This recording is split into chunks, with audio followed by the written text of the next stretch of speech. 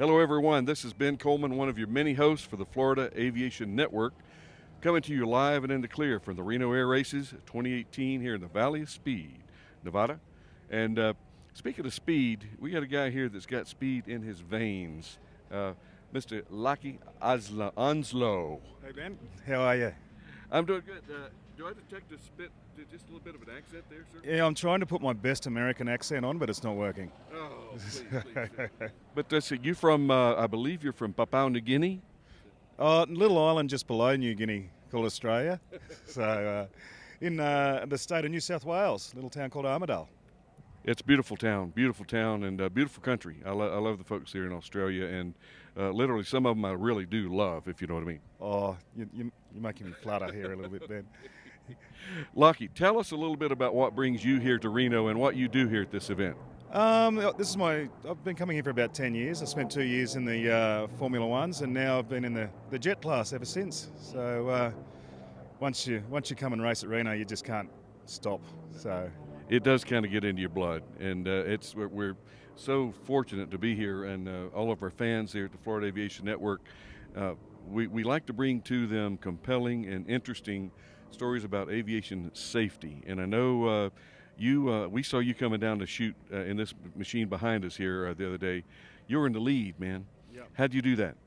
So yeah, we qualified. You get a spot in the lineup, or the start lineup from qualifying. So I qualified at position number 7, which just put me out of the gold and into the front of the silver. So, but this afternoon's race, I'm up into the back of the gold. So, problem with winning the silver is you get bumped up into the back of the gold, and depending on how the next guy in the silver goes, he'll either get bumped up and I'll get dropped back down. So, we'll wait and see. Is that what the term bittersweet comes from? It is. You're sort of going up in levels, but you're not. So. Lachie, the machines that we have here behind us, tell us a little bit about this machine, where she lives through the year. Well, this is an American machine. I fly it. It's not mine. We don't bring it over. Everybody thinks we do, but named it Drop Bear. It's which is a very dangerous Australian animal, and if you Google that, you'll see some pretty scary photos. Will you be in those photos? Absolutely not. But Lachie, you're noted for, and the reason I'm glad to have this time to talk with you, you're noted for your smoothness on controls. And actually, from the jet class, these aircraft are so similar in performance that truly it's the dexterity and the skill of the piloting is a lot of the times it makes it the difference between first and last. It does. It's smoothness is speed. It's I think it's more important than a good line. If you're jerking your controls around, you're slowing yourself down.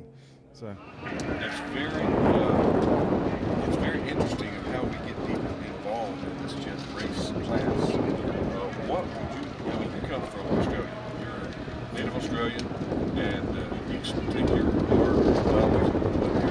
What prevent other people from coming and getting involved in this sport? Oh, absolutely nothing. Just come and it's so much fun. And there's another Australian team that comes over as well. There's also 2 Australian guys in the Formula One. So we're pretty well represented over here. 10 years ago when I first came over here, we didn't know what an Australian was, but now we're slowly taking it. So you are infiltrating. We are infiltrating the U.S. Yeah, we are. Damn. All right, well, that's okay. But if we're going to lose a country, I can't think of any better country to lose it to. Oh, thanks for And actually, to be honest with you, we go back a couple of years. One of his favorite American dishes is biscuit and gravy. Yeah. I got a picture of his face after he took his first bite of my biscuit and gravy, and it was not pretty. Yeah, I'm not really sure. That's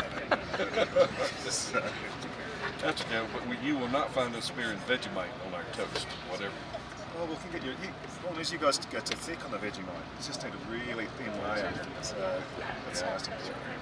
The most important is the thin layer. Yeah. I can beat that thin layer. Yeah. With no layer. Lachie, what are your speeds? What are you running? What are you looking on indicated speed on? Oh, this is the last race. We turned 431 miles now. So we qualified at 422. So qualifying day, it was a hot day, so we slowed down. But the race day was a little bit more. great out of it. So, yeah, so about the 430 mile an hour speed range is good for this one. It's still got 2 tanks on it. It still needs to be lightened up a bit, but yeah, once we do a few more things to it, it'll be faster again next year. What altitude are you doing that for? At about 50 feet. So it's 5,000 feet here at Reno, about 50 feet above the ground. 50 feet, 430 miles an hour. Yeah. Is your heart pumping when you're doing stuff like that? No, it is. Before you start the engine and you're strapped down and your straps are tight, you can feel your heart going like that. But as soon as that engine starts, I don't notice anything. It just goes straight into race mode. And but I'm assuming it does pump.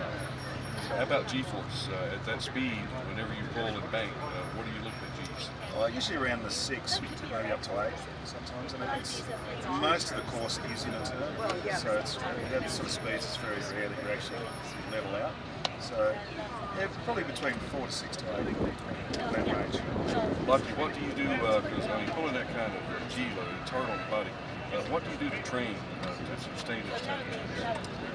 I actually do a lot of aerobatics back in Australia. I've got an L39 and a T6 which I do adventure rides with, so I'm pretty used to doing Gs. But I'm guessing, I don't know what I'd do to train if I could do that. Is it 4X? I mean, because I noticed you have a protective belly package that you wear. Yeah, full time. The protective belly package is very important. Very important. I assume most do. I don't believe I embarrassed you by talking about the belly package. I'm not embarrassed. Be proud of it. We worked hard for this. Spare tire. Everybody needs a spare tire. All right. Anything you'd like to share from, I know you use a checklist, and I do know that safety is paramount. This doesn't happen just by seating your pants. No, well, one of the things is that we have our ground crew, and they look all over the aeroplane, and before we start up, they check it. Then when we're out on the line, before we take off, the base plane checks the aeroplane as well. So it's real safety is the number one thing. Racing is the second thing. So we all want to come home alive, and so we can talk to people like you in the pits. And not only me in the pits, but you know, there's probably 18,000 people behind that camera that's watching. Well, that's more than we've got in Australia. Lachie, thanks for your time. It's always a pleasure to talk to you. All right, cheers. Cheers. Thanks. Cheers. All right, we're going to knock it off. Let this man get back to what he likes to do, and that's drinking beer. I mean, racing airplanes, and we're going to have some fun. Take it easy.